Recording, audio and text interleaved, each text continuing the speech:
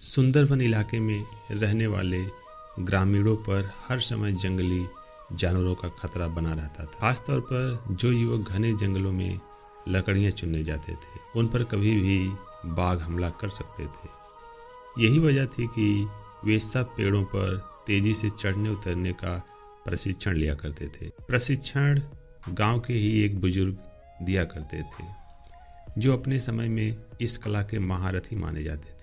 आदरपूर्वक सब उन्हें बाबा बाबा कहकर पुकारा करते थे। बाबा कुछ महीनों से युवाओं के एक समूह को पेड़ों पर तेजी से चढ़ने उतरने की बारीकियां सिखा रहे थे और आज उनके प्रशिक्षण का आखिरी दिन था। बाबा बोले, आज आपके प्रशिक्षण का आखिरी दिन है। मैं चाहता हूँ आप एक एक बार इस चिकने और लंबे पेड़ पर तेजी से चढ़ उतर कर दिखाएं। सभी युवक अपना कौशल दिखाने के लिए तैयार हो गए। पहले युवक ने तेजी से पेड़ पर चढ़ना शुरू कर दिया और देखते देखते पेड़ की सबसे ऊंची शाखा पर पहुंच गया। फिर उसने उतरना शुरू किया और जब वो लगभग आधा उतर आया तो बाबा बोले, सावधान, जरा संभल कर आराम से उतरो, कोई जल्दबाजी नहीं है। युवक सावधानीपूर्वक नीचे उतर आया। इसी तरह बाकी के युवक भी पेड़ पर चढ़े और उतरे और हर बार बाबा ने आधा उतर आने के बाद ही उन्हें सावधान रहने को कहा।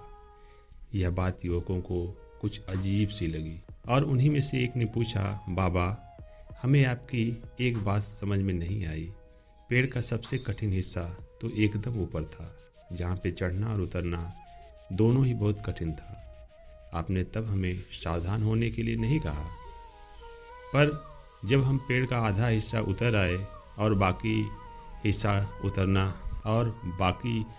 उतरना बिल्कुल आसान था, तभी आपने हमें सावधान होने के लिए निर्देशित क्यों किया। बाबा गंभीर होते हुए बोले, बेटे, यह तो हम सब जानते हैं कि ऊपर का हिस्सा सबसे कठिन होता है, इसीलिए वहाँ पर हम सब खुद ही सतर्क हो जाते हैं और पूरी सावधानी बरतते हैं।